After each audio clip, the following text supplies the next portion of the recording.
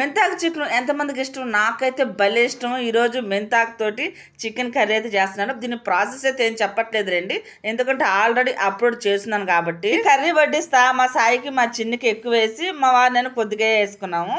అయితే మా పిల్లలు అంటున్నారు, ఏంటి మమ్మీ మీరిద్దరు ఇట్లా సర్దుకుంటున్నారు, కొద్దిగా తింటున్నారు ఏంది, ప్రతిదీ మాకే ఎక్కువ పెడుతున్నారు ఏందని మా పిల్లలు అడుగుతున్నారు. అది అంతేలేమ్మా, నీకు తెలియదులేమ్మా అని అనేస్తాను.